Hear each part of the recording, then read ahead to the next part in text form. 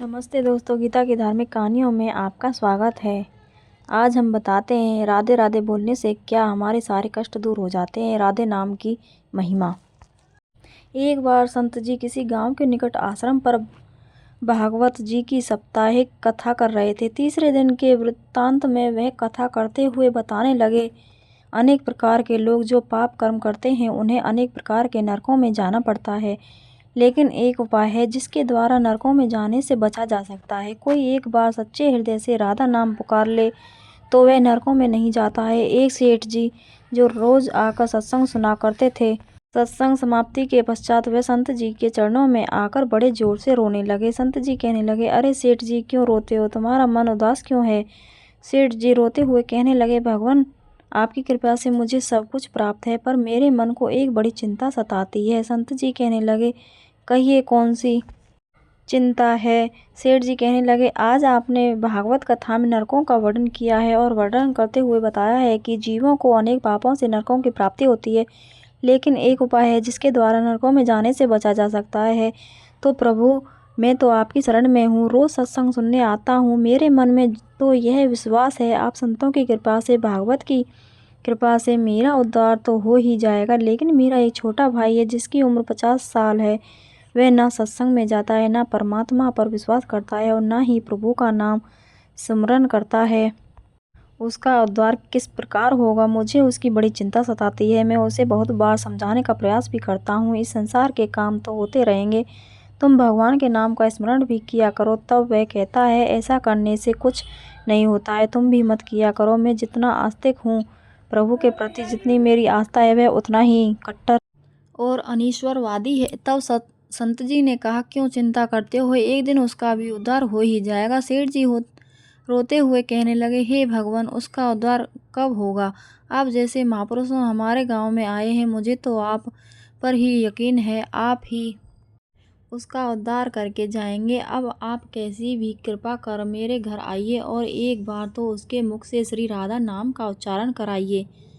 तब सेठ जी की विनय सुन संत जी कहने लगे, कल सत्संग समाप्ति के पश्चात मैं आपके घर आऊँगा और उसे परमात्मा का सुमरन अवश्य कराऊँगा। दूसरा दिन हुआ, सेठ जी अपने घर गए, संत जी के आने का इंतजार करने लगे। आश्रम पर कथा की समाप्ति हुई। अब संत जी अपने वचन के अनुसार सेठ जी के घर पहुँचे। जैसे ही घर पहुँचे, सेठ जी ने बड़े श्रद्धा भाव से संतों का स्वागत किया। उन्होंने अपने भाई को बुलाकर कहा, संत जी आज हमारे घर पधारे हैं, उनका दर्शन कर लो। वह अंदर से बैठे बैठे कहने लगा, मुझे ना किसी संत से मिलना है और ना ही भगवान से मिलने की इच्छा है। तुम ही उनकी सेवा करो और तुम ही उनका पेट भरो। संत जी जब यह वचन सुने, सेठ जी रोते हुए कहने लगे, भगवान जी, देखा आपने, आपके सामने ही आपका अपमान कर रहा है। संत जी कहने लगे, सेठ जी ख्याल ना कीजिए, सब कुछ अच्छा होगा। सब सेठ को दिलासा देते हुए संत जी पलंग से उतरे और उसके भाई के कक्ष में आ गए और उसके कंधों पर हाथ रखकर कहने लगे, और बताओ आज तक कितना कमाया? वह संत जी को इस प्रकार अपने नज़दीक देखकर कहने लगा, अपना हाथ मेरे कंधों से हटाओ। मैं ना संतों को मानता हूँ, ना भगवान को मानता हूँ। लोग जितने आस्तिक होते हैं, मैं उतना ही कट्टर नास्तिक हूँ। मैं भगवान को नहीं मानने वाला हूँ। आप मेरे नज़दीक क्यों आए हैं? संत जी कहने लगे, मैं तो अपना काम करने आया हूँ। संतों का काम होता है लोगों का उद्धार करना। आज तुम्हारे उद्धार का कार्य मिला है तो अवश्य करके ही जाऊंगा। वह सेठ का भाई भी बड़ा कट्टर था। वह कहने लगा, आपको किसी का भी उद्धार करना है कर लीजिए, पर मेरा उद्धार आप नहीं कर सकते। मैं कुछ भी नहीं करने वाला हूँ। सेठ के भाई को देखकर संत जी मुस्कुराकर कहने लगे, एक बार राधे राधे बोल दो। वह सेठ जी का भाई कहने लगा, मैं कुछ नहीं बोलूँगा। संत जी ने फिर कहा, राधे राधे बोल दो। वह कहने लगा, नहीं कहूँगा। फिर संत जी ने कहा, राधे राधे बोलो। वह कहने लगा, मैंने कहा ना, मैं नहीं बोलूँगा। तब संत जी पुनः सेठ जी के पास आए और कहने लगे, अब आपने मेरे ऊपर यह जिम्मा सौंपा है, अब मैं जैसा करूँगा। आप बीच में नहीं आना। आप सारे परिवार वाले बाहर जाकर बैठ जाओ। जब तक मैं आपको बुलाऊंगा नहीं, एक भी परिवार वाला इस कक्ष में न आए। अब इस प्रकार सेठ जी अपने परिवार सहित बाहर आकर बैठ गए। अब कक्ष में सिर्फ संत जी और सेठ जी का भाई था। संत जी ने पुनः प्रेम से कहा, अरे भैया, एक बार राधे राधे बोल दो। वह कहने लगा, मैंने आपसे मना किया ना, मैं नहीं कहता हूँ। ना भगवान को मानता हूँ, ना भगवान की बातें मानता हूँ। मैं कट्टर नास्तिक हूँ। संत जी पुनः उसे प्रेम से हंसते हुए कहने लगे, जितने तुम कट्टर नास्तिक हो, मैं उतना ही आस्तिक हूँ। मैंने अगर निश्चय कर लिया है, तुम्हारे मुख से राधा नाम सुनकर ही जाऊंगा, और पक्का समझ लेना कि तुम्हारे मुख से राधा नाम निकलेगा ही। वह कहने लगा, आप कितना भी प्रयास कर लो, मैं एक बार भी नाम नहीं लेने वाला हूँ। अब संत महापुरुष होते तो बड़े दयालु हैं, पर लीला मात्र उन्होंने क्या किया, उस सेठ के भाई का हाथ पकड़ा और हाथ पकड़कर जोर से घुमाने लगे। अब वह सेठ ठहरा 50 साल का, वृद्ध अवस्था थी। संत भी वृद्ध थे, पर संतों के अंदर भक्ति का तेज होता है। उन्होंने जोर से उसके भाई का हाथ घुमाया, मरोड़ दिया। हाथ घुमाकर संत जी फिर कहने लगे, कहो राधे राधे। वह कहने लगा, नहीं कहूँगा। अब तो संत जी ने जोर से हाथ घुमाकर सेठ के भाई को जमीन पर पटक दिया और खुद उसके पेट पर चढ़कर बैठ गए। और संत जी फिर कहने लगे, बोलो राधे राधे। वह फिर कहने लगा, नहीं कहूँगा। अब तो संत जी ने उसके दोनों हाथ पकड़ उसके पैरों को बांध दिया और कहने लगे, कहो राधे राधे। अब ऐसी अवस्था में वह सोचने लगा, ये संत तो मुझे मार ही देंगे। तब उसने बिना इच्छा के एक बार ऐसे ही कह दिया, राधे राधे। जैसे ही उसने राधे राधे कहा, संत जी ने उसके हाथ पैर खोल दिए, उसके बंधनों को छोड़कर बाहर आकर कहने लगे, सेठ जी, आपका कल्याण हो गया, आपके भाई का भी कल्याण हो गया। सेठ जी कहने लगे, अंदर से बहुत तेज आवाज़ें आ रही थीं। तब संत जी कहने लगे, आपने काम ही ऐसा दिया था। आपने कहा वह नास्तिक है, कभी कुछ बोलता ही नहीं है। आज आपके भाई ने राधे राधे का नाम उच्चारण कर लिया है, इसका कल्याण हो गया। अब मैं जा रहा हूँ, कल से पुनः मेरी कथा है। और संत जी तो अपने स्थान पर लौट आए। सेठ का भाई जमीन से उठकर अपने भाई से कहने लगा, यह कैसे संत हैं, मुझसे झगड़ा करने आ गए, मेरे ऊपर चढ़कर बैठ गए और कहने लगे, अगर राधे राधे का नाम उच्चारण नहीं करोगे तो मैं तुम्हारे ऊपर ऐसे बैठे रहूँगा। अब उसकी बातें सुन सेठ जी तो हंसने लगे। वे हंसते हुए मन से भगवान को धन्यवाद देते हुए कहने लगे, हे प्रभु, आपके संत भी बड़े दयालु हैं, खुद कष्ट सहकर भी लोगों का कल्याण करते हैं। समय व्यतीत होता गया। मुश्किल से 5-6 महीने गुजरे होंगे। अचानक एक दिन छोटे भाई का देहांत हो गया। शरीर समाप्ति के पश्चात आत्मा शरीर से अलग हो जाती है। वह आत्मा ही ऊपर यमराज के पास जाकर सारे हिसाब किताब देती हैं। अब इस व्यक्ति का हिसाब किताब यमराज ने चित्रगुप्त से कहा, जो आज इंसान हमारे पास लाया गया है, इसका हिसाब क्या। चित्रगुप्त का कर्मों का हिसाब देकर बताने लगा, हे भगवान, इसने अपने जीवन में कभी परमात्मा का नाम स्मरण नहीं किया है, सदा पाप ही पाप किए हैं, इसे तो सीधे नरक भेज दिया जाए। अब यमराज के आदेश अनुसार जैसे ही उसे नरक भेजा जा रहा था, तभी चित्रगुप्त ने कहा, भगवान, एक बात और है। यमराज जी ने कहा, कौन सी बात। चित्रगुप्त ने कहा, भगवान, एक बार संतों के कहने पर इसने राधा नाम का उच्चारण किया था। अब एक बार राधा नाम का उच्चारण यमराज ने दूतों से कहा, थोड़ी देर रुक जाइए, इसका हिसाब किया जाएगा, इसके बाद ही इसे नरक में भेजा जाएगा। यमराज ने पुनः चित्रगुप्त से कहा, जल्दी से इसका हिसाब देखो और कहीं इसने परमात्मा का नाम उच्चारण तो नहीं किया है। चित्रगुप्त ने फिर से पुनः सारा हिसाब देखा और देखकर कहने लगे, भगवान, इसने एक बार जो नाम उच्चारण किया है वह संतों के भय से किया था, दिल से भी नहीं किया था।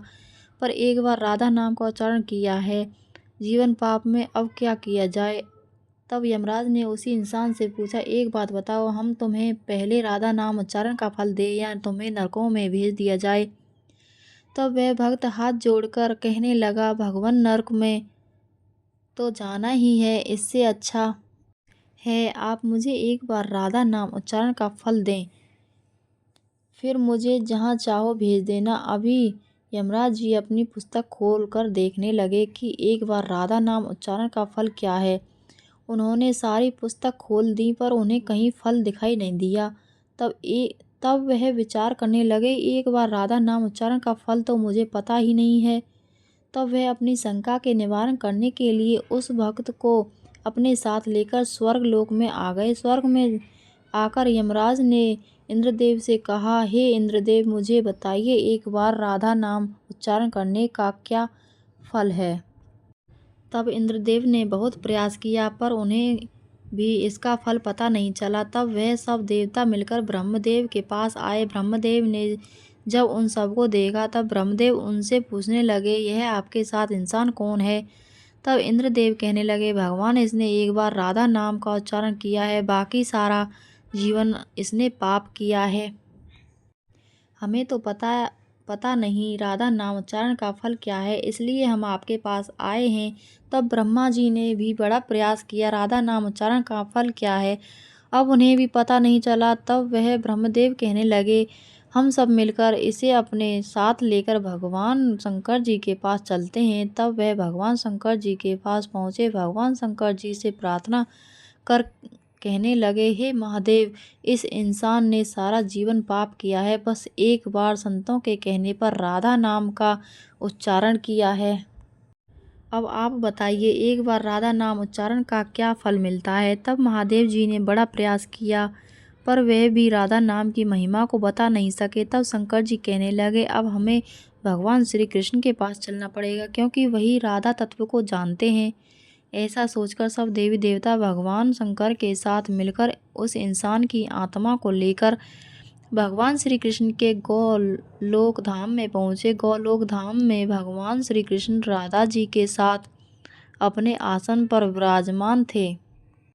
भगवान श्री कृष्ण ने सब देवी देवताओं का सम्मान किया और उनसे पूछा, आज अचानक से आने का कारण क्या है। तब भगवान शंकर हाथ जोड़कर कहने लगे, हे भगवान, यह इंसान इसे धरती से लाया गया है। इसने अपने जीवन में अनेक पाप किए हैं, पर एक बार राधा नाम का उच्चारण किया था। यमराज जी पता ना कर सके कि एक बार राधा नाम उच्चारण का क्या फल मिलता है। तब वह इसकी जानकारी लेने के लिए इसके साथ इंद्र जी के पास स्वर्ग में आए थे। फिर स्वर्ग से होते हुए ब्रह्मलोक आए, फिर ब्रह्मलोक से होते हुए यह मेरे पास पहुँचे। अब मैं इन सबको अपने साथ ले आपके पास लेकर आया हूँ। अब आप बताइए, एक बार राधा नाम उच्चारण का क्या फल हो सकता है। जब इस प्रकार बातें चल रही थी तब श्री कृष्ण के पास बैठी राधा रानी बड़े जोर से हंसने लगी। तब श्री कृष्ण ने कहा, हे राधिका, क्यों हंसती हो। तब राधिका कहने लगी, हे भगवान, यह अभी तक राधा नाम का महत्व समझ नहीं सके हैं। तब भगवान शंकर जी कहने लगे, हे महारानी, राधिका के नाम का क्या असर है, आप हमें बताइए ना। तब राधिका जी कहने लगी, हे महादेव, आप खुद सोचिए, इस व्यक्ति ने एक बार राधा का नाम जपा, वह एक बार राधिका का नाम जपने से स्वर्ग लोक की सैर करके आया, ब्रह्मदेव का ब्रह्मलोक में दर्शन करके आया, आपके महादेव लोक में आपका इसने दर्शन किया है। आज एक बार उच्चारण के प्रभाव से यह आप सबको साथ लेकर हमारे गोलोक धाम में आया है, मेरे दर्शन और श्री कृष्ण का पूजन कर रहा है। इससे अधिक राधा नाम का और फल क्या हो सकता है। जब राधिका जी ने इस प्रकार एक बार राधा नाम का पूरा महत्व बताया तो यमराज कहने लगे, यह तो बड़ा अनंत फल है। जो व्यक्ति नरकों में जाने वाला था वह एक बार उच्चारण से सब लोगों की यात्रा कर भगवान श्री कृष्ण और राधा रानी के चरणों में उपस्थित हो गया है। इससे अधिक फल और क्या हो सकता है। तभी फिर से यमराज कहने लगे, भगवान, क्या अब इसे नरकों में जाने की आवश्यकता नहीं है। तब श्री कृष्ण जी कहने लगे, हे धर्मराज, जिसने एक बार राधा रानी के चरणों का दर्शन कर लिया हो वह तो कभी नरक में जा ही नहीं सकता है। तब वह भक्त जो वहाँ पर राधा रानी के दर्शन कर रहा था वह कहने लगा, हे महारानी, मैंने तो संतों के भय से आकर आपका राधा नाम उच्चारण किया था, पर जो सच्चे हृदय से आपके नाम का उच्चारण करते हैं उन्हें तो जीवन में कोई भय होगा ही नहीं। वह तो नरकों की यात्रा में कभी निकलेंगे ही नहीं, वह तो सीधा आपके चरणों में ही समा जाएंगे। तो इतना महत्व है एक बार राधा नाम के उच्चारण का, तो सच्चे हृदय से जो एक बार इस प्रकार कह दे, राधे राधे श्याम मिला दे, तो राधा नाम का उच्चारण करते ही परमात्मा का साक्षात दर्शन हो जाता है। वीडियो अच्छी लगी हो तो लाइक करना, शेयर करना, सब्सक्राइब करना ना भूलें। चैनल पर बने रहें। राधे राधे। धन्यवाद।